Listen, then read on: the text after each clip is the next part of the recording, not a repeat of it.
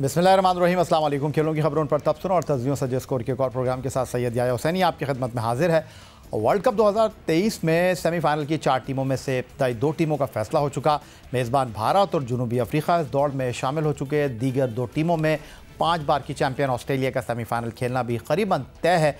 अब चौथी टीम के लिए पाकिस्तान, अफगानिस्तान और न्यूजीलैंड लाइन में है। वर्ल्ड कप में बाबर आजम की क़यादत में खेलने वाली टीम पाकिस्तान का सफ़र बड़े उतार चढ़ाव का शिकार नज़र आता है। राजीव गांधी क्रिकेट स्टेडियम हैदराबाद दक्कन में कौमी टीम ने पहले 2 मैच नीदरलैंड और श्रीलंका के खिलाफ जीते और दबंग अंदाज में टूर्नामेंट में अपने सफ़र की शुरुआत की। लेकिन फिर 14 अक्टूबर से 27 अक्टूबर तक कुछ भी टीम पाकिस्तान के हक़ में अच्छा नहीं हुआ। ऐसा लगा कि क़िस्मत टीम पाकिस्तान से रूठ गई है। बाबर आजम की क़यादत में खेलने वाली टीम पाकिस्तान पर उंगलियां उठने लगी। टीम सिलेक्शन और खिलाड़ियों की परफॉर्मेंस को शदीद तनकीद का सामना करना पड़ा। यहाँ तक कि कहा जाने लगा कि पाकिस्तान टीम के सेमीफाइनल खेलने के इम्कानात अब ख़त्म हो गए। लेकिन फिर ईडन गार्डन कोलकाता में पाकिस्तान ने अपने 7वें मैच में 4 नाकामियों के जमूद को तोड़ा। बांग्लादेश को 7 विकेट से शिकस्त दी। फिर इस जीत के साथ कौमी टीम बेंगलुरु पहुंची, जहां उसे ऑस्ट्रेलिया के हाथों शिकस्त हो चुकी थी।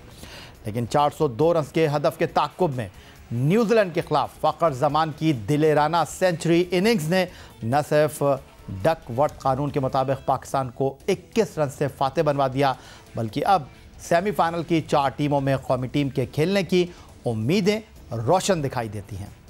वर्ल्ड कप 2023 के 37 मुकाबलों के अख्ताम पर जनूबी अफ्रीका के wicket keeper Quinton de Kock 550 run बनाकर सरफेसेस बल्लेबाजों में शामिल हैं। जबकि बॉलिंग में ऑस्ट्रेलिया के leg break googly bowler Adam Zampa सबसे आगे दिखाई देते हैं 19 विकेट की परफॉर्मेंस के साथ। वर्ल्ड कप 2023 में पाकिस्तान टीम की बात करें तो बैटिंग और बॉलिंग के शोबे में ग्रीन शर्ट्स के खिलाड़ियों की नुमायाँ परफॉर्मेंस कुछ इस अंदाज में दिखाई देती हैं। पहले अगर बैट्समैनों की कारकर्दगी पर एक निगाह डालें तो यहाँ wicket keeper batter Mohammad Rizwan 8 मैचों में 71.80 की औसत से 359 रन बनाकर हमें सर फहरिस्त दिखाई दे रहे हैं। श्रीलंका के खिलाफ हैदराबाद दक्कन में उन्होंने नाकाबिल शिकस्त 131 रन स्कोर किए, जो इस टूर्नामेंट में उनकी सबसे बड़ी इनिंग्स है। ओपनिंग बैटर अब्दुल्ला शफीक 7 मैचों में 48 की औसत से 336 रन बनाने में कामयाब रहे हैं। कप्तान बाबर आजम इस फहरिस्त में तीसरे नंबर पर हैं। 40.28 की औसत से 8 मैचों में कप्तान बाबर आजम ने 282 रन स्कोर किए हैं। फ़खर जमान, जिनको इस टूर्नामेंट में महज 3 मैच खेलने का मौका मैसर आया है, उन्होंने 109.50 की औसत से 219 रन अब तक इस टूर्नामेंट में स्कोर रखे हैं। सऊद शकील ने 8 मैचों में 35.33 की औसत से 212 रन स्कोर किए हैं, जबकि इमामुल हक, जिन्होंने 6 मैचों में 27 की औसत से 162 रन बनाए हैं। बैट्समैनों की बात, अब कुछ बॉलर्स की बात कर लेते हैं। आईसीसी वर्ल्ड कप 2023 में पाकिस्तान के बॉलर्स की नुमायाँ कारकर्दगी की अगर हम बात करते हैं तो शाहीन शाह आफरीदी 8 मैचों में 5.76 के इकॉनमी के साथ टूर्नामेंट में 16 विकेटें लेकर पाकिस्तान के सबसे कामयाब बॉलर हैं। फास्ट बॉलर हारिस रऊफ ने 6.79 के इकॉनमी के साथ 8 मैचों में 13 खिलाड़ियों को आउट किया है और वो इस फहरिस्त में दूसरे नंबर पर हैं। हसन अली 6.29 के इकॉनमी के साथ 6 मैचों में 9 विकेटें हासिल करने में कामयाब रहे हैं। Fast bowler Mohammad Wasim junior, जिनको 3 मैच खेलने का मौका मिला, उन्होंने 5 के इकॉनमी के साथ 8 विकेटें हासिल की। Leg break googly bowler Usama Mir ने 4 मैचों में 7.08 के इकॉनमी से 4 मैचों में 4 विकेटें हासिल की और ऑलराउंडर इफ्तिखार अहमद ने 8 मैचों में 5.646 के इकॉनमी के साथ 3 खिलाड़ियों को पवेलियन की राह दिखाई। प्रोग्राम में वक्त हुआ एक ब्रेक का। ब्रेक से वापस लौटेंगे तो हमारे साथ मौजूद होंगे वीडियो लिंक पर टेस्ट ऑलराउंडर अब्दुल रज़ाक।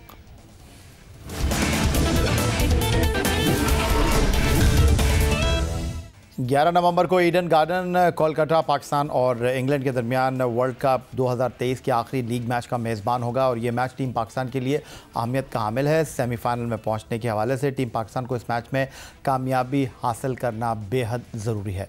पाकिस्तान और इंग्लैंड की क्रिकेट टीमों के दरमियान वर्ल्ड कप मुकाबलों में माजी के मुकाबलों का अहवाल अगर आपके सामने पेश करें तो पाकिस्तान और इंग्लैंड की टीमें माजी में 10 मरतबा वर्ल्ड कप मुकाबलों में एक दूसरे के आमने सामने आ चुकी हैं और यहाँ इंग्लैंड इंग्लैंड के खिलाफ 10 में से 5 मुकाबलों में टीम पाकिस्तान ने कामयाबी हासिल कर रखी है, जबकि 4 ऐसे मैच हैं जहां इंग्लैंड ने पाकिस्तान को वर्ल्ड कप मुकाबलों में शिकस्त से दो चार किया है। पाकिस्तान और इंग्लैंड की क्रिकेट टीमों के दरमियान आखिरी मरतबा वर्ल्ड कप क्रिकेट टूर्नामेंट में मुकाबला 2019 में हुआ और यहां पाकिस्तान क्रिकेट टीम ने पहले बैटिंग करते हुए इंग्लैंड की टीम को 348 रन का हदफ दिया था। इंग्लिश टीम सनसनीखेज मुकाबले के बाद 50 ओवर में 334 रन बना सकी। पाकिस्तान ने मैच 14 रन से अपने नाम किया था। और अब चलेंगे लाहौर। वीडियो लिंक पर हमें ज्वाइन कर रहे हैं टेस्ट ऑलराउंडर अब्दुल रज़ाक। खुशामदीद कहेंगे आपको। रज़ाक, बहुत ही सीधा फार्मूला है पाकिस्तान का सेमीफाइनल में पहुंचने का, इंग्लैंड को हराना है और सेमीफाइनल खेलना है। हाँ, लेकिन चिन्नास्वामी स्टेडियम बेंगलुरु का मुकाबला न्यूजीलैंड बनाम श्रीलंका, वो भी अहमियत का हामिल है क्योंकि वो मैच हमें इक्वेशन जो है वो सेट करेगा।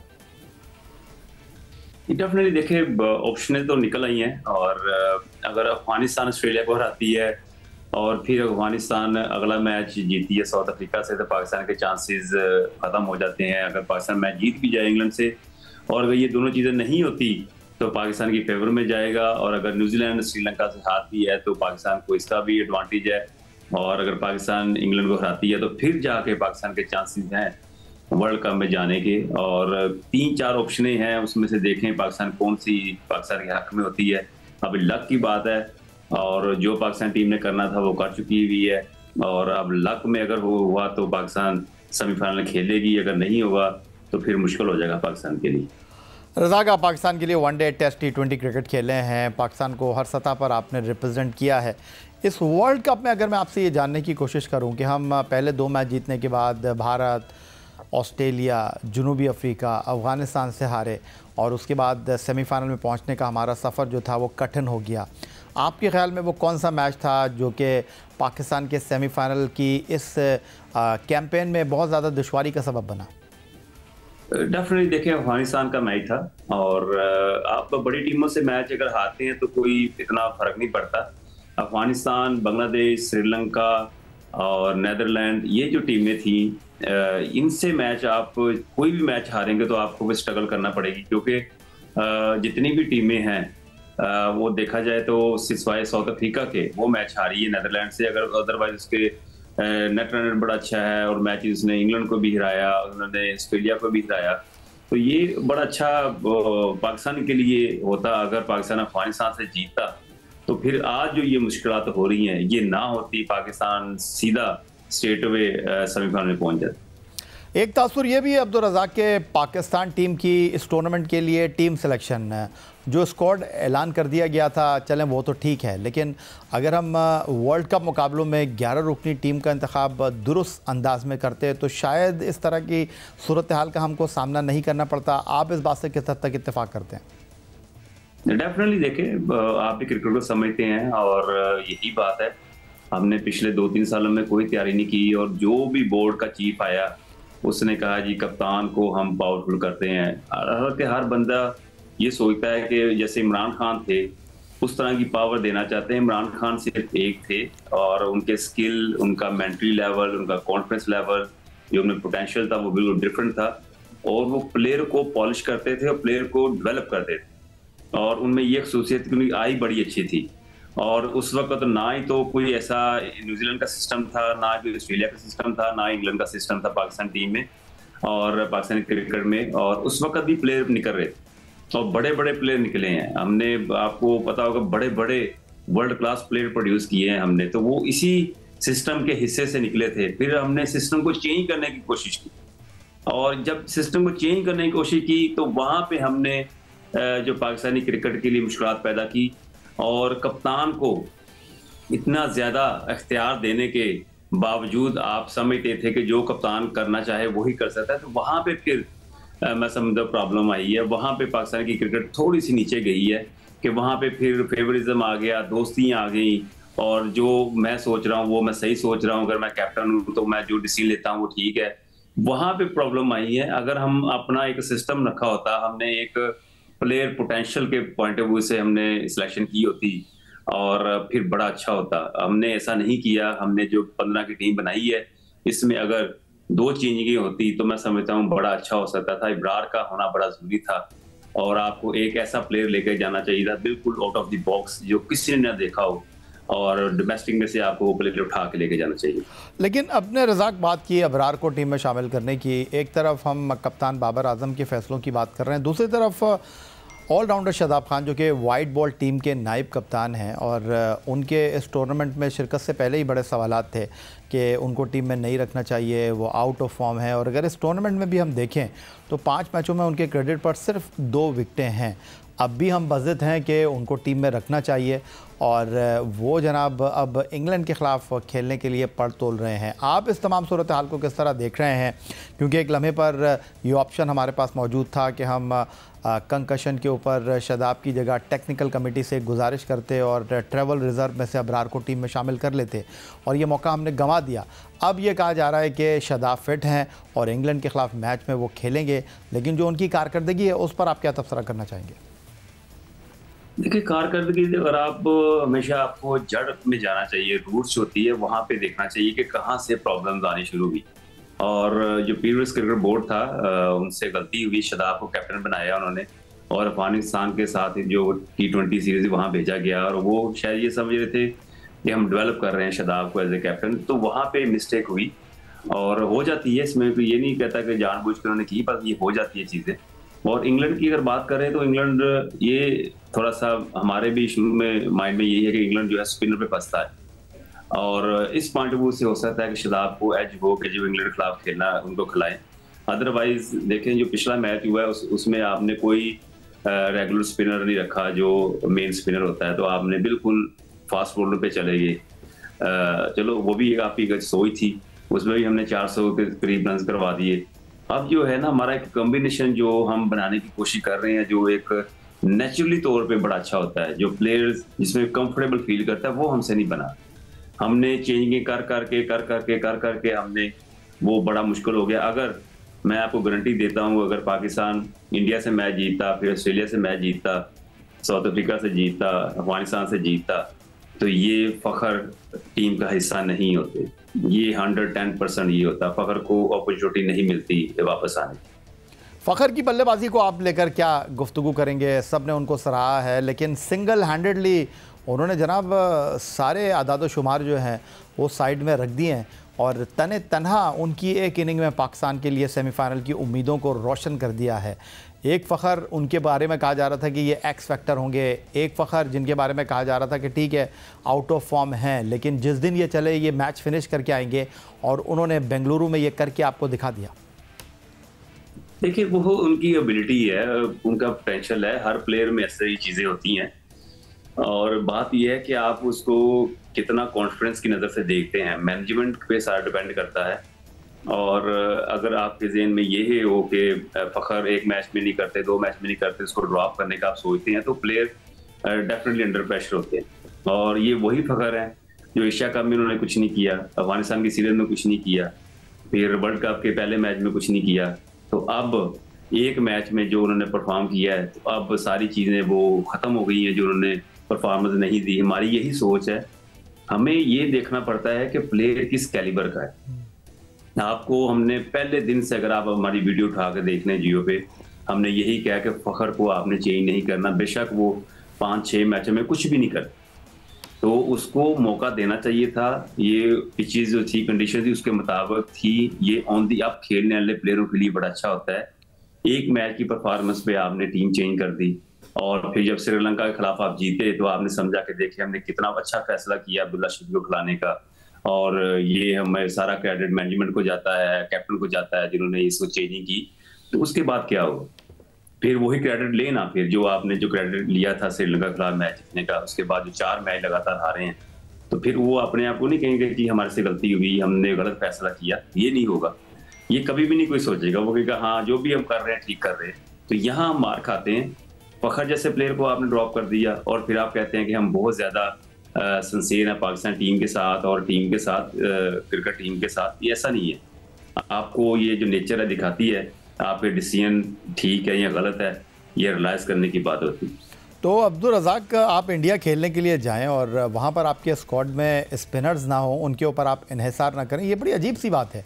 हमने चिन्नास्वामी क्रिकेट स्टेडियम बेंगलुरु में मैच खेला, हम फ़खर तो चलें अनफिट थे, हमने उसामा को भी बाहर बैठा दिया, नवाज़ को भी बाहर बैठा दिया, और इंडिया के इस वर्ल्ड कप में एडम ज़ेम्पा ऑस्ट्रेलिया के 19 विकेट लेकर जो है वो इस वक्त सरे फहरिस्त हमको दिखाई दे रहे हैं। तो आपको लगता है कि आगे आने वाले मैचों में हमको स्पिनर के ऊपर भरोसा करना चाहिए? जिस तरह बात हो रही है शादाब को हम वापस लेकर आ रहे हैं, या आपको लगता है कि वही 4 फास्ट बॉलर की जो हिकमत अमली है वो ठीक रहेगी? देखिए, बात यह अपनी सोच की होती है, और मैनेजमेंट में ऐसे लोग बैठे हैं जिनका बिल्कुल माइंड नहीं चलता। और इस मौके पे मैं समझता हूँ अबरार का टीम में आना बड़ा जरूरी था। आउट ऑफ द बॉक्स आपको कुछ करना चाहिए था और आपको ये डिसीजन लेना चाहिए था। और अभी क्या बात कर रहे थे आप अभी कि आप बगैर स्पिनर के खेले हैं, क्या ये दुरुस्त फैसला है? हाँ, स्पिनर का ये देखे, हमारे पास सामा की ऑप्शन थी, हमने अच्छी तरह उसको यूटिलाइज नहीं किया। हम प्लेयरों पे फॉल्ट करते हैं कि जो प्लेयर ने परफॉर्म नहीं किया। हमें खुद सोचना चाहिए कि हमने अच्छा उसको यूटिलाइज नहीं किया, हमने अच्छा यूज नहीं किया, हमने उसको कॉन्फिडेंस नहीं दिया। और टू मच माइंड इस वक्त पाकिस्तानी मैनेजमेंट में मौजूद है, और जिसमें 80-90% इंग्लिश माइंड है और 10% जो है पाकिस्तानी माइंड है। तो वो वहाँ पे कन्फ्यूजन है प्लेयरों को पॉलिश करने में, प्लेयरों को डेवलप करने में, कॉन्फिडेंस देने में। और ये चीज़ जो है पाकिस्तान के लिए नुकसानदेह है। जो आप देखते हैं असल में हकीकत वो नहीं होती है, हकीकत इसके परे भी होती है जो आप नहीं देख सकते। तो जाते जाते मुझे ये भी बता दीजिए अब्दुल रज़ाक साहब के आपने 7 बैट्समैनों के साथ खेलने का और न्यूजीलैंड के खिलाफ मैदान में उतरने का फ़ैसला किया। अब्दुल्ला शफीक, फ़खर जमान, कप्तान Babar Azam, wicket keeper Mohammad Rizwan, Saud Shakeel, Iftikhar Ahmed and Salman Ali Agha. तो अब हमारा इंपॉर्टेंट मैच इंग्लैंड के साथ है। क्या हमें इसी हिकमत अमली के साथ मैदान में उतरना चाहिए, या एक बैट्समैन कम करके एक स्पिनर को टीम में शामिल करना चाहिए, या एक फास्ट बॉलर कम करके एक स्पिनर को टीम में रखना चाहिए? देखिए, ओवरऑल देखा जाए थोड़ा सा रिवर्स स्विंग पे इनका कॉन्फिडेंस है कि रिवर्स स्विंग होता है तो फिर फास्ट बॉलर ज़्यादा इफेक्टिव होते हैं, जो इन पाकिस्तान टीम की मैनेजमेंट सोच रही है। और विदाउट स्पिनर थोड़ा सा ऑकवर्ड लगता है, आपको ये ऑप्शन देनी चाहिए। और यू नेवर नो कि शादाब खेलें और वो 2-3 आउट कर दें, जिससे आपको जो स्पिनर का एक खला था वो फिल हो जाए और पाकिस्तान दोबारा कॉन्फिडेंस में आ जाए। पर मेन यही है कि परफॉर्मेंस की बात है, अब जिसको मर्जी खिला ले। अब मेन ये है कि जो प्लेयर परफॉर्म करेगा पाकिस्तान टीम फिर स्टे करेगी वर्ल्ड कप में। अगर वो परफॉर्म नहीं देता, अगर इसी तरह ही चलना है, 350 पौने 400 करवाना है, तो हर मैच में फ़खर तो नहीं चलेंगे, हर मैच में फ़खर 150 स्कोर नहीं करेंगे।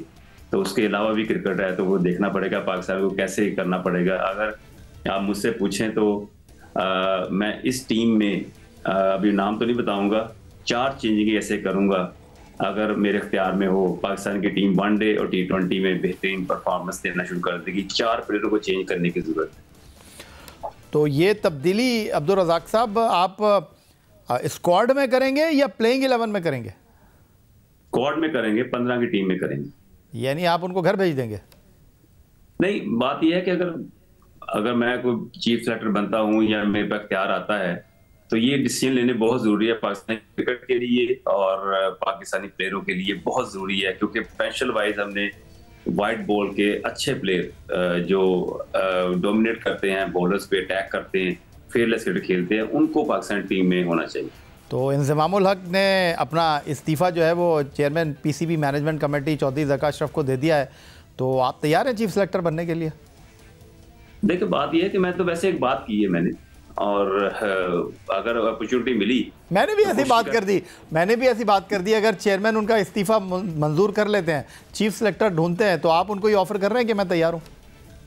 जी डेफिनेटली। देखिए, बात यह है कि पाकिस्तानी क्रिकेट के लिए बहुत जरूरी हो गया है। अब ये ना वो चीज़ें खत्म होनी चाहिए, और ये फेवरिज्म और दोस्ती खत्म होनी चाहिए, और पोटेंशियल वाइज टीम सेलेक्ट होनी चाहिए, और जिनमें इंडिविजुअली विल पावर हो हिटिंग करने की, वो प्लेयर वनडे टीम में होना चाहिए।